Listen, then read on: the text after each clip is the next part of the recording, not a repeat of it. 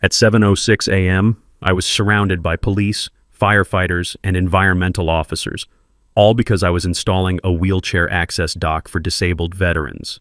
Behind them stood Janet Harwick, our HOA president, arms crossed, chin lifted like she'd personally caught a supervillain. "He's contaminating the lake!" she screamed. "He's destroying community property!" Community property. That's the moment I felt something shift. Because while she was busy weaponizing 911 to shut down a charity project, I knew something didn't add up.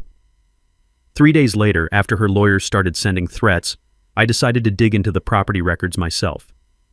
I spent hours in the courthouse basement, going through decades of documents, and what I found, let's just say, this lake isn't what she thinks it is. What would you do if someone called the cops to stop you from helping veterans? Tell me where you're watching from, because this story ends with an entire community losing their lake access forever. Every morning at 6 a.m., I sit on my dock with coffee, talking to Emma's framed photo about the therapy center we planned together. "Morning, sweetheart," I'd say, watching steam rise off the water.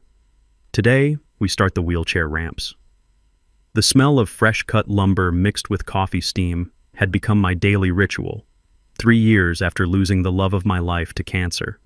Emma's dying wish haunted me in the best way possible.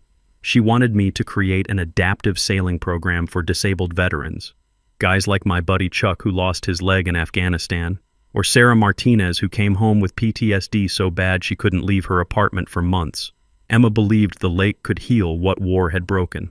I'm Clayton Merrick, 58, semi-retired marine engineer. Spent 30 years building docks and harbor systems, specializing in adaptive construction. After Emma passed, I started a small business designing accessible waterfront facilities. Kept me busy, kept me sane, kept her dream alive. Our community, Willowbrook Lake Estates, sits around a pristine 40-acre lake. 85 upscale homes, average value $800,000. Every morning, joggers' footsteps echo on wooden dock planks while loons call across misty water. It's the kind of place where the loudest sound is usually expensive gravel crunching under luxury SUV tires.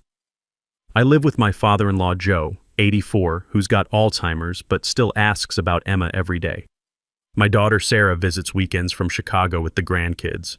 Emma's sailboat Second Chances sits covered in the garage, waiting for adaptive rigging that'll never come, unless I make this therapy center happen.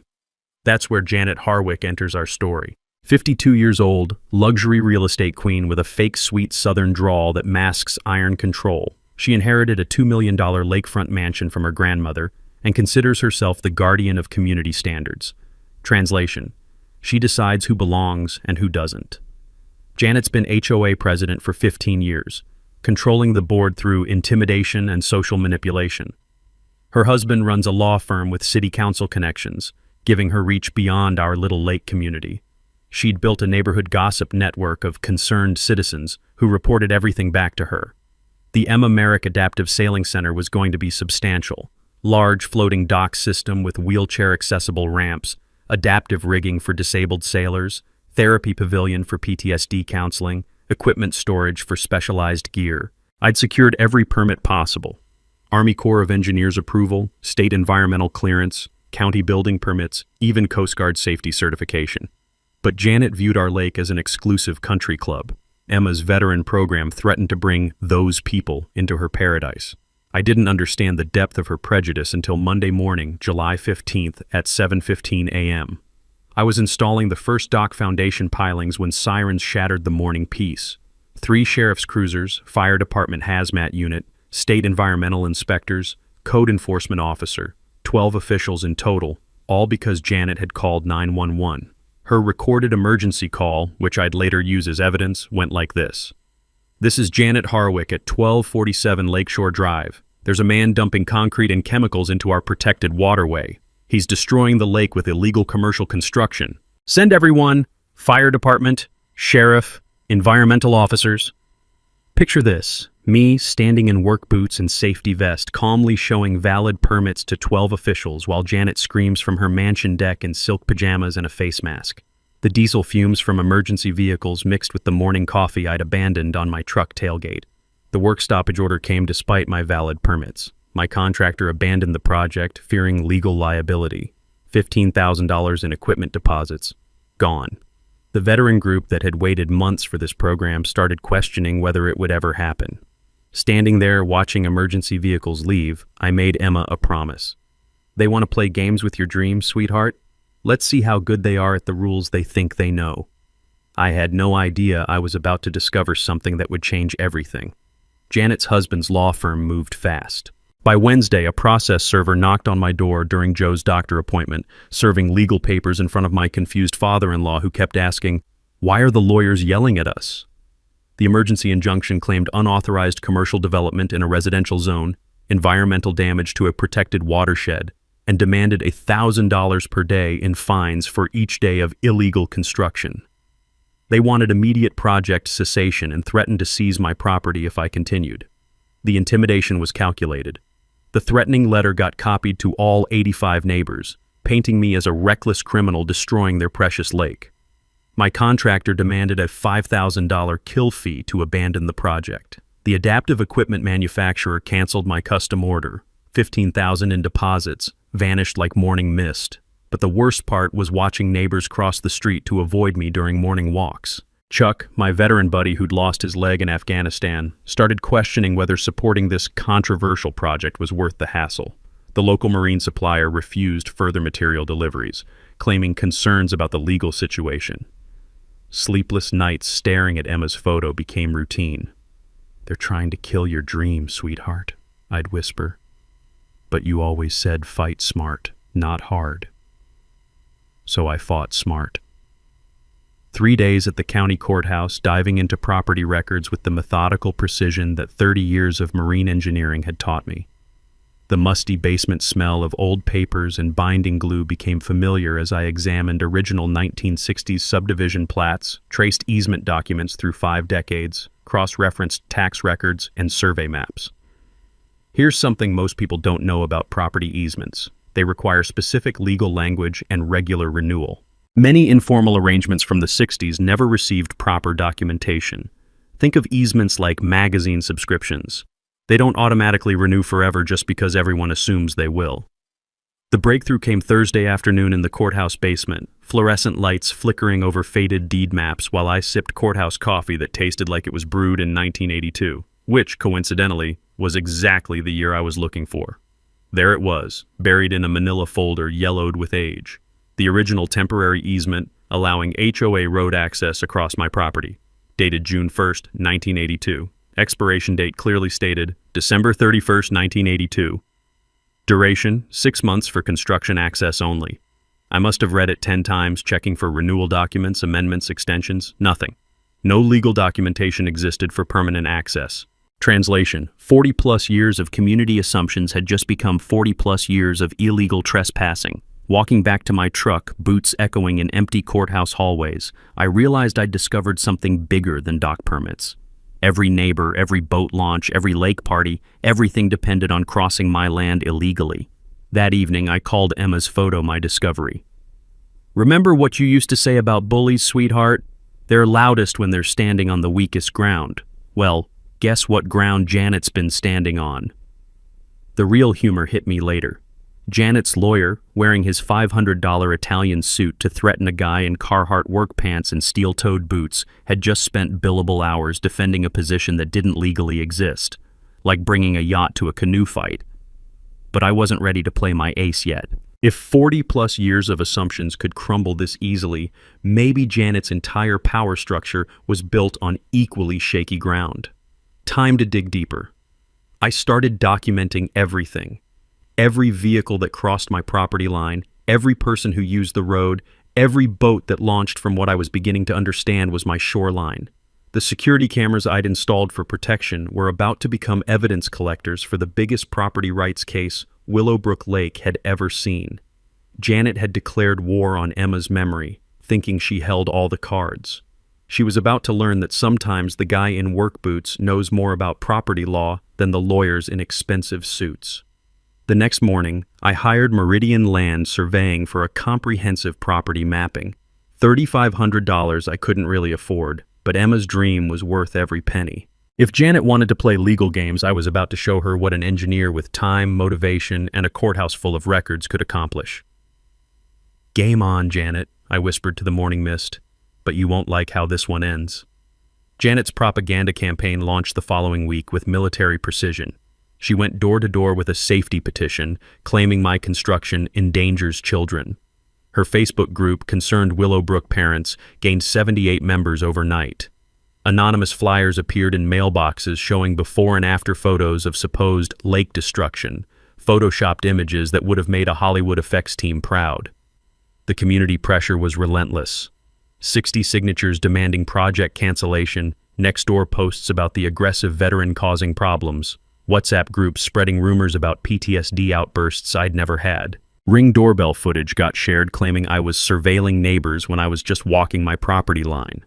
My business started suffering immediately. The marine supply store refused material delivery after receiving safety concerns from multiple customers. My insurance company questioned coverage for this controversial project. 3 potential clients canceled dock contracts after Googling my name and finding Janet's smear campaign.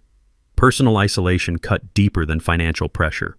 Morning joggers crossed the street to avoid my property.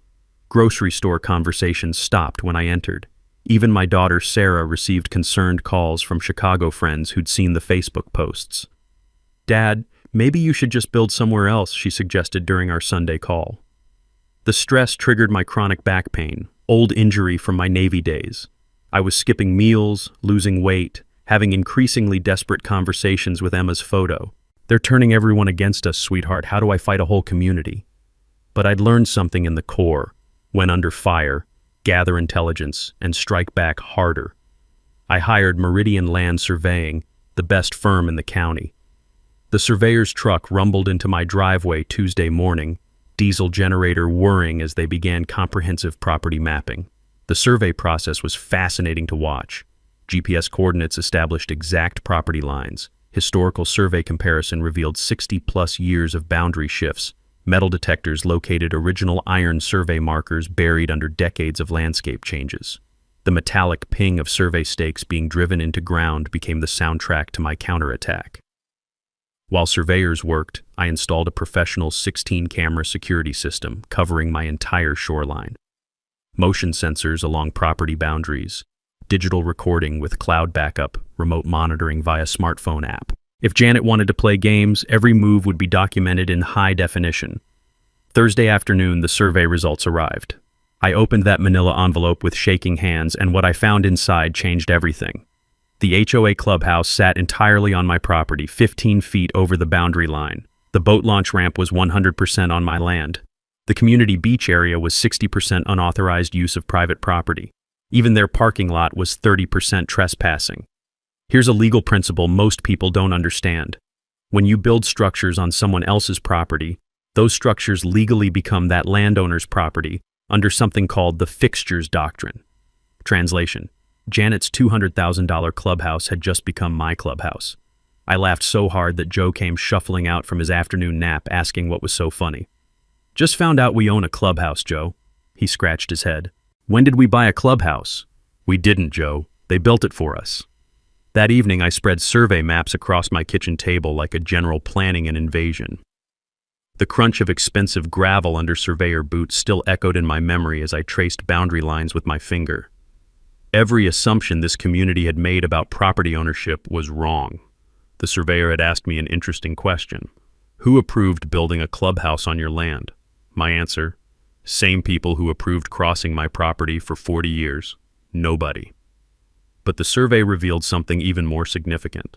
Not only was the road access illegal, but the entire HOA infrastructure violated my property rights.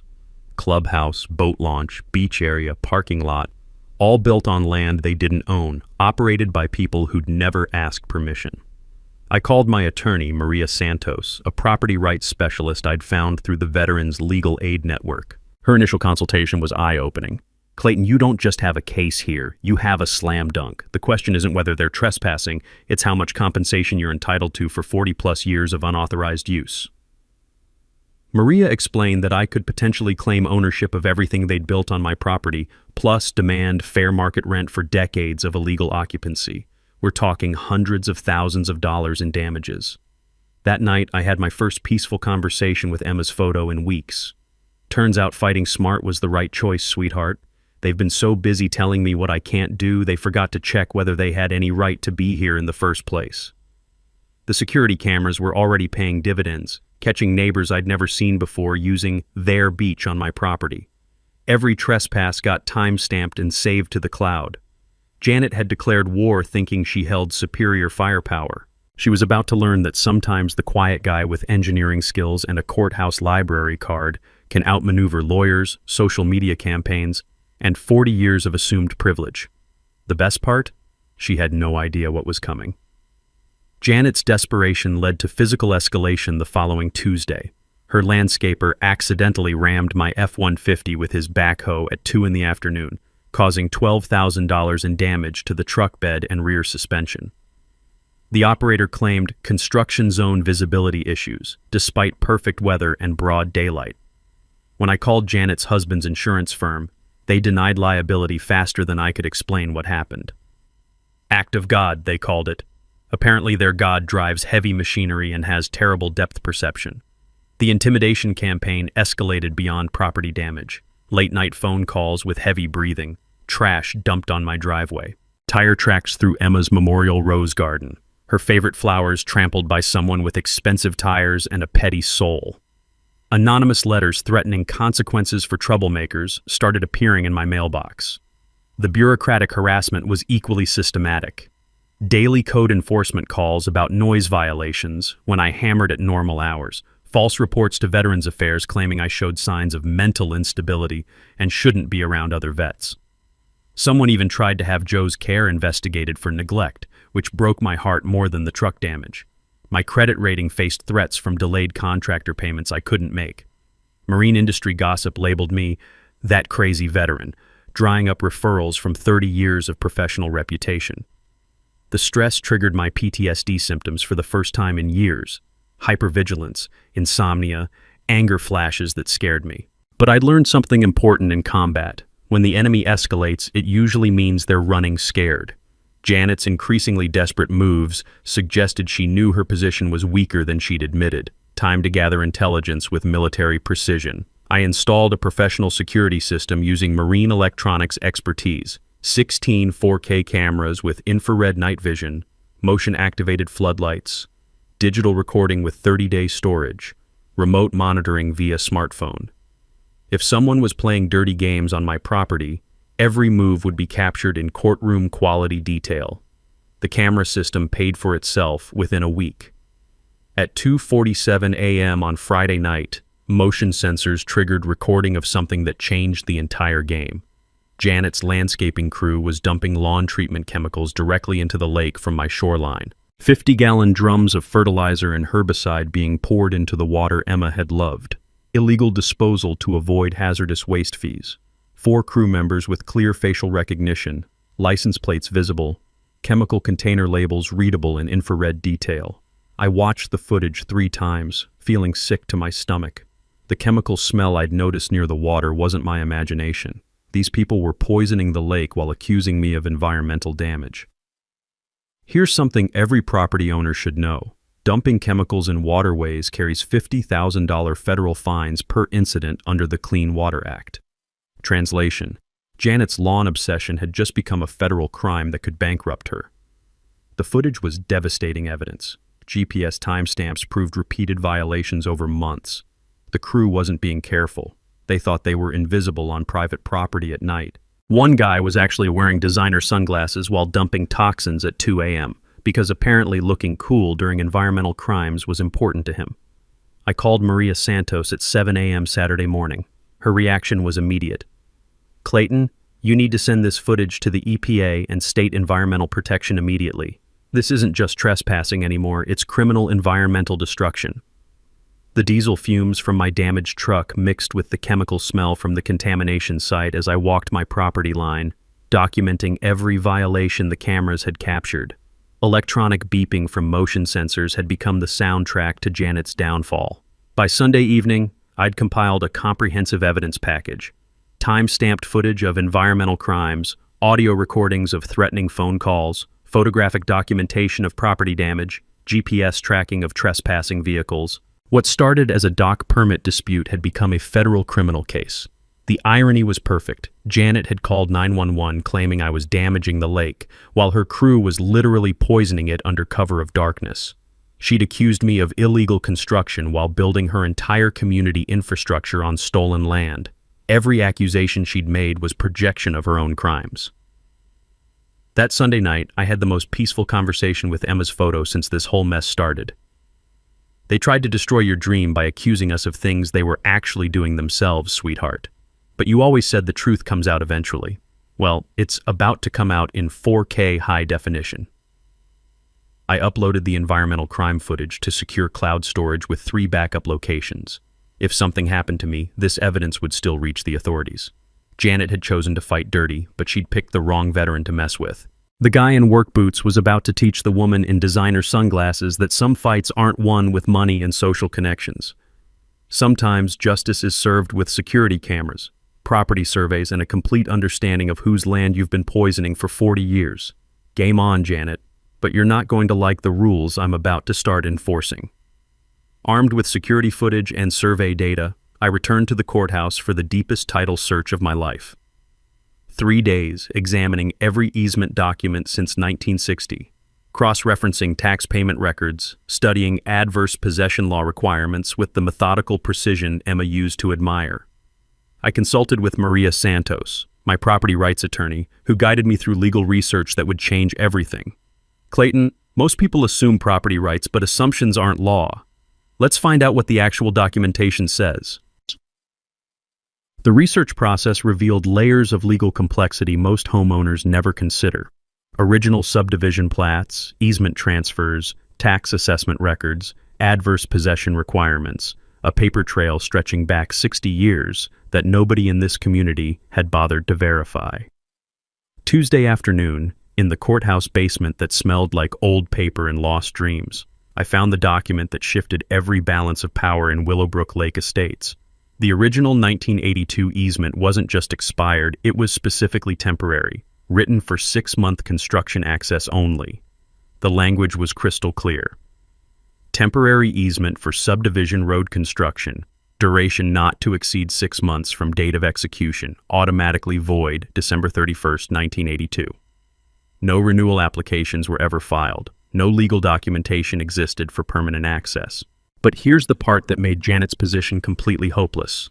Adverse possession requires continuous property tax payments on the claimed land. The HOA had never paid a single tax dollar on my road access area. 43 years of unpaid obligations totaled $18,000 in back taxes. Legal precedent was absolute. Unpaid taxes void any adverse possession claims. Every court case Maria showed me confirmed the same principle. You can't claim someone's property while refusing to pay the taxes on it. The community impact was staggering. All 85 homes depended on this single road for lake access. No alternative route existed due to wetland protection regulations. Without crossing my property, the entire community was effectively landlocked from lake amenities they'd paid premium prices to enjoy. Here's a property law principle that shocked even me. Expired easements don't automatically renew like Netflix subscriptions. Translation: 40 years of assumptions had just become 40 years of criminal trespassing with zero legal basis for claiming access rights. Maria's explanation of my rights was jaw-dropping. Complete control over road access, authority to revoke permission immediately, no obligation to provide alternative access, criminal trespassing charges possible for violations. The community that had spent months calling me a criminal had been committing crimes themselves for 4 decades. Sitting in Maria's office, surrounded by law books and case files, I experienced the most profound power shift of my life. From defensive victim to strategic prosecutor, from guy being sued for dock permits to landowner discovering massive theft of property rights. The environmental violations provided perfect moral justification. Janet's crew poisoning the lake Emma loved gave me ethical authority to deny access completely. The bribery attempt demonstrated community leadership corruption. The harassment campaign showed their bad faith in any future negotiations. That evening, I spread legal documents across my kitchen table like a general planning the decisive battle. Joe shuffled over, asking in his confused way, "What's all this paperwork, son?" I smiled for the first time in weeks. "Justice, Joe. 40 years late, but finally arriving. I had three options: negotiate new easement terms, which would legitimize decades of theft, sue for damages, which would take years and cost a fortune, or exercise my absolute legal right to deny access completely, which would destroy property values but honor Emma's memory by ending the community that had tried to destroy her dream. Emma's photo seemed to smile as I explained the situation. They wanted to play legal games, sweetheart. Turns out I know the rules better than they do. The choice was clear. Time to build something Emma would be proud of. The garage became my war room. Emma's sailing trophies watched over blueprint sketches covering every horizontal surface as I designed the most elegant trap in property rights history. If Janet wanted to destroy veterans' dreams using legal technicalities, I'd return the favor using engineering precision. The gate system design combined 30 years of marine engineering with pure strategic genius. 12-foot steel barriers on hydraulic pistons, underground concrete foundations 8 feet deep, remote activation via marine radio system, battery backup for 72-hour operation, the same technology that lifts boat engines, strong enough to stop 200 cars. Construction required stealth and misdirection, welding custom steel frameworks during routine garage projects while neighbors heard mysterious sounds but couldn't see over my privacy fence, pouring concrete footings during landscaping improvements that looked innocent from the road, installing hydraulic lines disguised as irrigation system upgrades. The spark shower from welding steel gate frames mixed with the hydraulic fluid smell during pressure testing. Coffee percolated constantly during late-night planning sessions while Joe shuffled around asking about all the noise. I'd explain, "Just building a better fence, Joe." His confused response, "Awful fancy fence for keeping rabbits out." My reply, "These are some pretty big rabbits." Maria Santos prepared comprehensive legal documentation while I built physical infrastructure. Quiet title action establishing absolute ownership, cease and desist notices for all 85 households, trespassing complaint templates, environmental violation reports for state agencies. The evidence compilation was devastating. 43 years of unpaid property taxes, survey maps showing exact boundary violations, security camera footage of chemical dumping, witness statements from environmental experts. The financial analysis was staggering. Real estate appraiser calculated exclusive lake access easement at $380,000 based on waterfront property comparisons. Clubhouse and amenities on my land, $200,000. Environmental damage compensation, $150,000. Total claim value, $730,000. But money wasn't my motivation. Emma's dream was. Alley recruitment happened quietly but effectively. The Disabled American Veterans Chapter supported the project with 15 adaptive sailing program participants ready to testify. Marine Corps Brotherhood provided character witnesses. Combat veterans offered security expertise I hoped I wouldn't need. Environmental advocates joined enthusiastically. Lake Conservation Society documented pollution damage. Wildlife Rehabilitation Center cited habitat destruction from chemical dumping. State environmental lawyer offered pro bono assistance for federal violations. 12 neighbors secretly supported me but feared Janet's retaliation. Local marine businesses provided equipment. Adaptive Sports Foundation offered funding. Media contacts promised fair coverage when the story broke. The technical preparation was meticulous. Security cameras positioned to capture gate activation from multiple angles. Audio recording systems for all interactions. Drone footage capability for aerial perspective. Live streaming setup for real-time documentation. Timeline coordination focused on July 4th festival. Janet's annual community celebration that would become the perfect trap. 300 attendees expected, including residents and guests. Local news covering successful community spirit. County sheriff providing security presence. State environmental officers conducting follow-up lake inspection. The activation sequence was precisely planned. 2 p.m. festival peak, all vehicles parked in lakefront area on my property.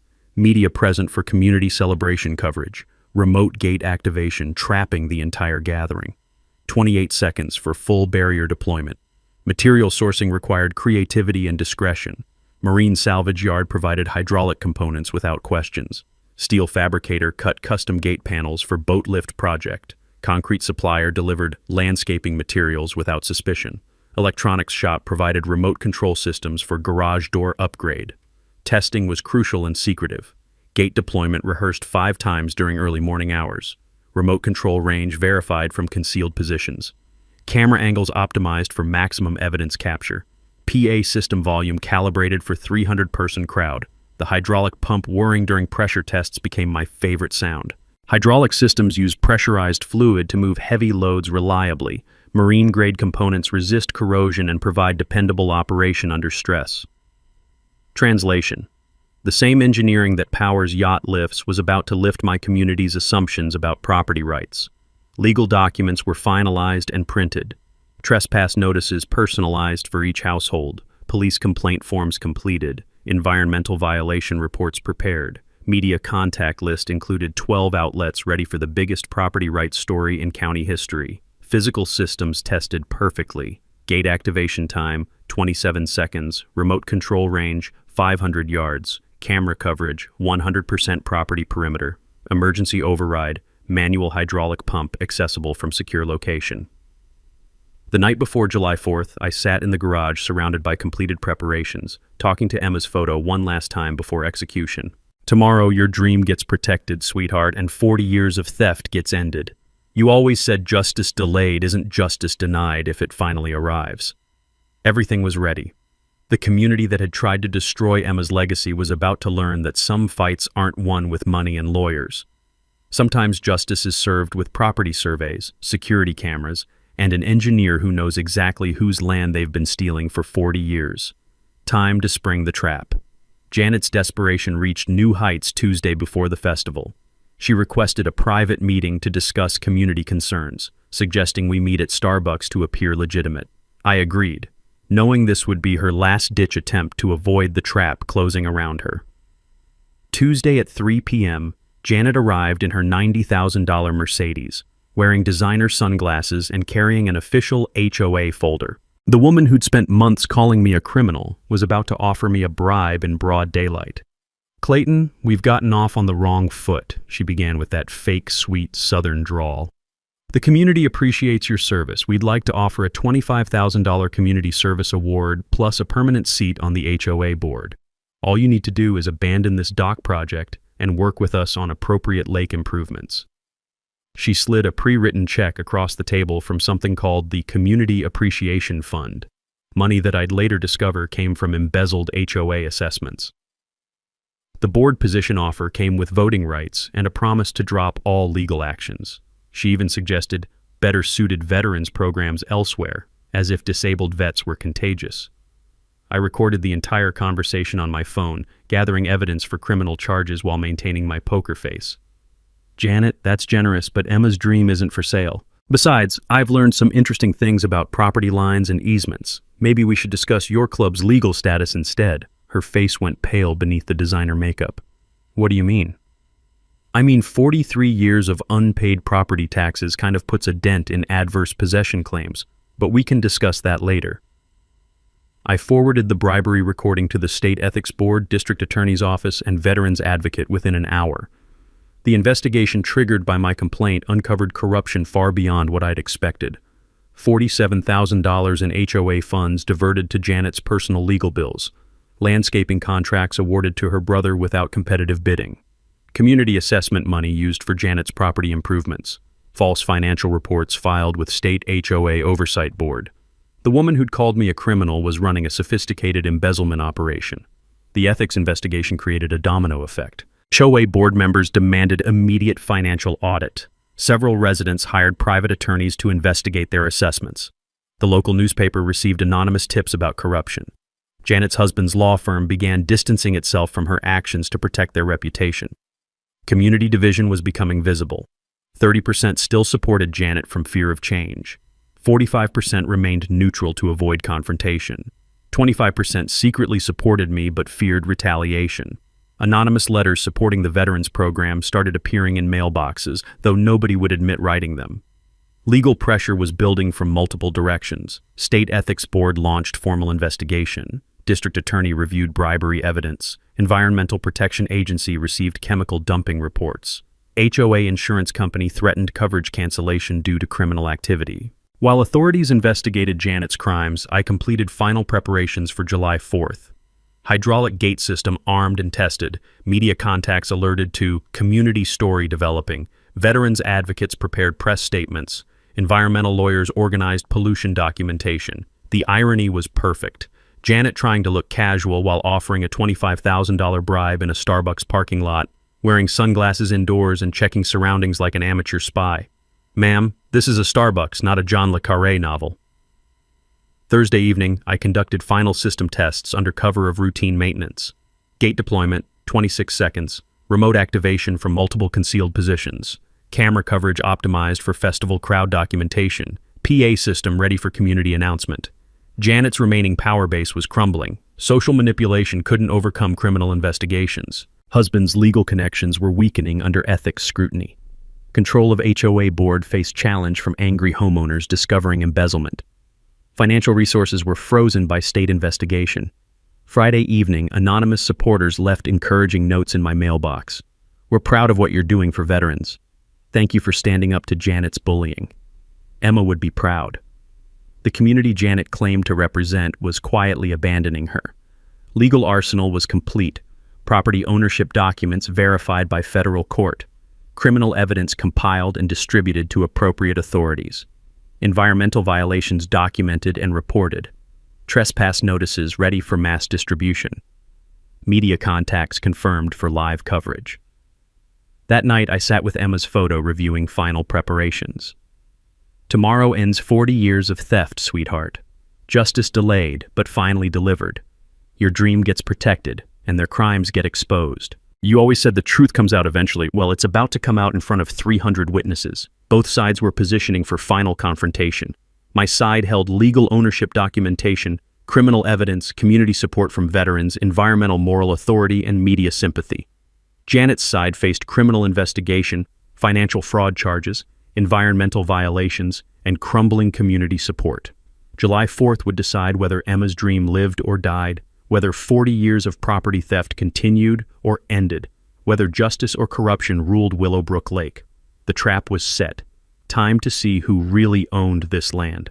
In her final desperate gambit, Janet made the tactical error that sealed her fate. Friday morning, she called the state environmental agency with an emergency report claiming I was dumping toxic materials in protected watershed and demanding immediate investigation to protect public water supply. And the Department of Environmental Protection responded with full force. 8 officers in white containment suits, air quality monitors, water testing equipment, media alerts about environmental emergency. News helicopters circled my property while neighbors gathered to watch the hazmat spectacle. Janet positioned herself for TV interviews, wearing her best concerned citizen expression while describing the immediate threat to community safety I supposedly represented. Social media exploded with speculation as white-suited investigators swarmed my dock construction site. But I'd anticipated exactly this move. My environmental allies were ready with perfect counter-evidence. Dr. Sarah Tatum, marine biologist, provided expert testimony. Lake Conservation Society offered independent water testing. Environmental lawyer presented my perfect compliance record. Adaptive dock plans demonstrated superior environmental protection measures. When hazmat officers requested evidence, I provided security camera footage showing chemical dumping from Janet's crew. Water quality tests revealed pollution exclusively from Janet's shoreline. Professional environmental impact study proved my construction actually improved water quality. Emma's memorial garden was filtering runoff better than expensive engineered systems. The investigation's reversal was swift and devastating. Hazmat team found 0 contamination from my construction while discovering multiple chemical violations from Janet's landscaping operations. Illegal pesticide runoff from HOA grounds maintenance. Banned chemicals used within lake proximity in direct violation of federal watershed protection laws. Janet's landscaping company faced catastrophic exposure, operating without required hazmat permits for 3 years, dumping prohibited chemicals directly into watershed, falsifying waste disposal records to avoid fees, using banned pesticides that hadn't been legal since the 1990s. Criminal escalation followed immediately, $200,000 in federal EPA fines. Janet personally liable as property owner who hired unlicensed contractors. Criminal charges possible for knowing environmental violations. Federal involvement due to watershed protection status triggering interstate commerce regulations. The media spectacle backfired spectacularly. Hazmat investigation validated my environmental compliance while exposing Janet's crimes. TV news broadcast chemical dumping footage to stunned viewers. Environmental advocacy groups shared my story across social platforms. Veterans organizations rallied behind the adaptive sailing project. Janet got caught on camera arguing with environmental officers while hazmat-suited investigators bagged chemical evidence from her property. The visual contrast was devastating. Concerned citizen versus criminal polluter, disabled veterans versus wealthy hypocrite, environmental protection versus profit-driven destruction. Social media explosion was instantaneous. Ring doorbell footage of midnight chemical dumping went viral within hours. Environmental advocacy groups shared my story nationwide. Veterans organizations mobilized support across multiple states. HOA abuse prevention organizations adopted my case as prime example of corruption. Community tension reached breaking point. Pro-Janet faction shrank to 20%, mostly wealthy retirees terrified of change. Neutral residents tilted heavily toward me after environmental revelations. Open supporters grew to 40%, emboldened by media coverage and criminal evidence. HOA board faced organizational crisis. Emergency meeting called to address Janet's leadership. 3 board members resigned over ethics investigation. Community assessment payments suspended pending financial audit. Legal counsel withdrew representation due to conflict of interest and criminal implications. Friday evening, I conducted final festival preparations while news vans lined my street. Legal documentation organized for mass distribution. Criminal complaint forms pre-filled for sheriff's convenience. Environmental violation evidence compiled for media access. Hydraulic gate system armed for remote activation. The contrast was surreal. White hazmat suits rustling in evening breeze while investigators bagged evidence of Janet's environmental crimes. Chemical testing equipment beeping continuously as officers documented contamination. News helicopter rotors chopping overhead while reporters prepared stories about corruption and environmental destruction. Environmental officers' conversation with Janet became comedy gold. "Ma'am, why is your landscaper dumping chemicals at 2 a.m.? Janet's response, "That's when the fish are sleeping?" Officer's deadpan reply, "Ma'am, fish don't sleep. Also, these chemicals kill fish whether they're sleeping or not." Strategic positioning for July 4th was perfect. I held complete legal vindication, environmental moral authority, media support and documentation, government agency backing, and community sympathy majority. Janet faced criminal investigation, environmental violations exposed, community support evaporated, legal representation withdrawn, and media portrayal as environmental criminal. That evening I sat with Emma's photo reviewing the transformed landscape. "They tried to destroy your dream by calling us criminals, sweetheart, while they were literally poisoning the lake you loved. Tomorrow, 40 years of lies end and your sailing center becomes reality." The festival would determine everything. Justice or corruption, environmental protection or continued contamination, Emma's dream or Janet's nightmare. 300 witnesses would watch the biggest property rights confrontation in county history. Final systems check showed green across all indicators. Gate deployment ready, media coordination confirmed, legal documentation prepared, environmental evidence compiled. Veterans supporters positioned strategically throughout expected crowd. Tomorrow, the community that had tried to destroy Emma's legacy would learn the difference between assumed rights and actual ownership, between social manipulation and legal reality, between getting away with crimes and facing consequences. The trap was armed. Justice was ready. July 4th arrived with perfect weather for the biggest property rights showdown in Willowbrook Lake history. 300 festival goers packed the lakefront area, completely unaware they were parking on stolen land about to be reclaimed. Janet's annual community celebration was in full swing by 2 p.m. Catered barbecue, live band, children's activities, local news crew covering heartwarming community spirit. County Sheriff Daniels provided festival security while state environmental officers conducted follow-up lake inspection from the week's chemical contamination discovery. Every vehicle was trapped in the lakefront parking area, my property, according to 43 years of ignored survey maps. Single road exit controlled by my hidden gate system. No alternative escape route due to wetland protection barriers. Festival attendees laughed and celebrated, completely oblivious to the legal earthquake about to hit. At 2:47 p.m. from my concealed position 200 yards away, I activated the remote control. 27 seconds later, 12-foot steel barriers rose from underground like mechanical flowers blooming in fast forward. Hydraulic pistons pushed gleaming gates skyward with industrial precision, while festival music played and children laughed. The only road exit vanished behind engineered steel that could stop a tank. The collective gasp from 300 people created a sound I'll never forget. Festival music cut to dead silence. Conversation stopped mid-sentence. Children pointed at the impossible sight of gates materializing from empty ground. News helicopter captured perfect aerial footage. Colorful festival trapped in geometric steel prison. Expensive cars helplessly enclosed. Community celebration transformed into captive audience for property rights education. Janet's voice cracked over the festival PA system. "Clayton Merrick, open these gates immediately. You can't trap people like animals. This is kidnapping. Sheriff, arrest this man." I walked calmly to the microphone, boots crunching on gravel that had witnessed 43 years of theft. "Ladies and gentlemen, welcome to my property. For 43 years, this community has trespassed illegally across my land. Today, I'm exercising my legal right to control access. You have 30 minutes to hear the truth before I consider opening my gates." Sheriff Daniels, who'd been briefed by my attorney, addressed the crowd professionally. "Ma'am, I've reviewed the property documents. Mr. Merrick is within his legal rights. Everyone stay calm while we sort this out." The festival's movie screen became a courtroom exhibit as my prepared presentation began. Original 1982 temporary easement with clear expiration date. Survey maps showing extensive property violations.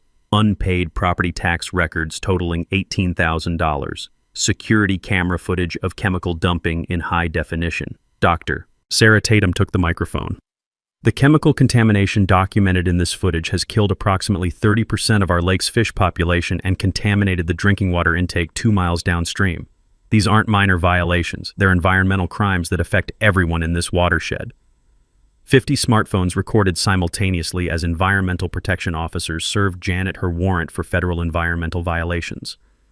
The charges read aloud included illegal disposal of hazardous materials, environmental contamination, conspiracy to commit fraud through the bribery attempt, and embezzlement of HOA funds. Janet's arrest in patriotic red, white, and blue festival outfit created the perfect visual metaphor.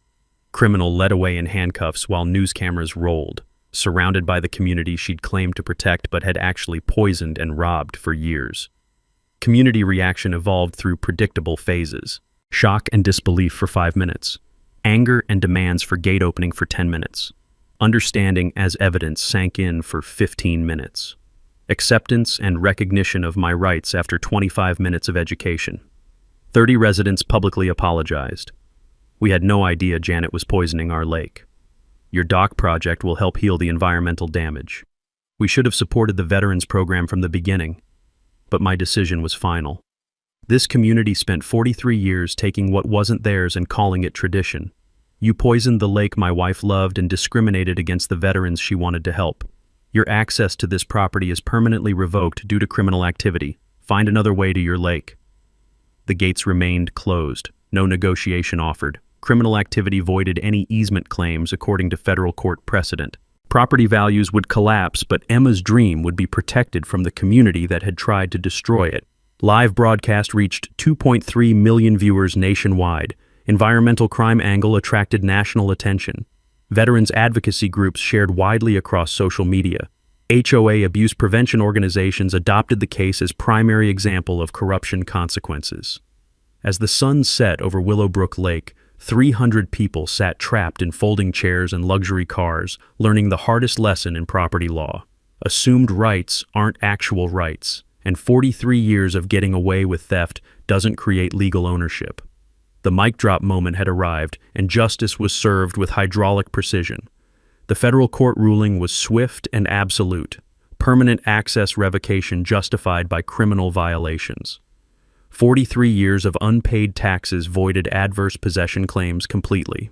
Environmental crimes provided legal basis for denying easement renewal. My absolute property rights were confirmed at the highest level. No negotiation was possible. Criminal trespassing eliminated good faith basis for easement discussions. Environmental violations created liability I couldn't legally ignore. Bribery attempt demonstrated community leadership corruption. Legal precedent prevented forced easement under these circumstances. Court-ordered compensation totaled $550,000, $280,000 for unpaid easement fees over 4 decades, $150,000 for environmental damage restoration. $75,000 in legal fees and court costs, $45,000 for property damage from the intimidation campaign. The HOA dissolved immediately. Organization disbanded due to inability to provide lake access amenities members had paid for. Community assessments suspended permanently. Shared facilities like clubhouse and beach reverted to my ownership. Property maintenance responsibilities returned to individual homeowners. Property value collapse was devastating but deserved. Lakefront homes lost 40 to 60% value without lake access. 23 families forced to sell at massive losses. Real estate market flooded with former lakefront properties. Community infrastructure became individual responsibility without collective organization. 35% of residents sold within 6 months. Young families moved first, unable to afford the value loss. Retirees got trapped by underwater mortgages. Rental properties converted to year-round housing for people who couldn't afford better neighborhoods. The Emma Merrick Adaptive Sailing Center opened exclusively for disabled veterans exactly as Emma had dreamed. 12 wheelchair-accessible boats operational by Labor Day.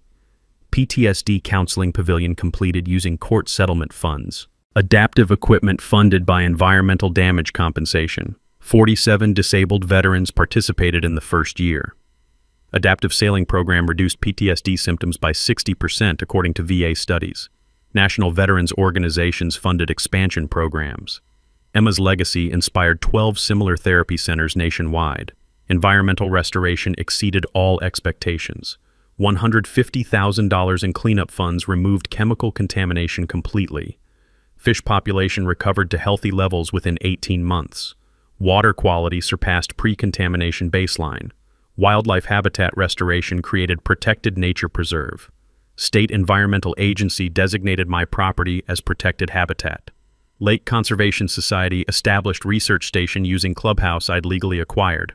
University Marine Biology Program conducted ongoing ecosystem studies. Federal grants supported long-term environmental monitoring. Conservation easement protected the property from future development. Adaptive Sailing Center received perpetual operating permits. Environmental monitoring requirements prevented future contamination. Veterans' access rights were legally protected forever. The Emma Merrick Foundation, established with settlement funds, expanded impact beyond our lake. Scholarship program for adaptive sports therapy training. National advocacy for veterans' environmental therapy programs. Legislative initiative for HOA transparency and accountability requirements. Visual irony was perfect justice. 8-foot privacy fence installed along entire property line with no trespassing, violators prosecuted signs every 10 feet. Former neighbors watched through fence slats as disabled veterans enjoyed lake access they could never have again.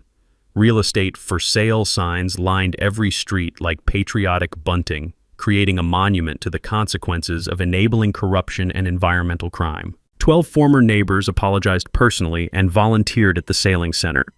I forgave individuals who were manipulated but maintained property boundaries. Community healing happened slowly, one relationship at a time. Joe, in rare moments of clarity, would watch veterans learning to sail and comment, "Emma would be proud. You built something that helps people instead of hurting them."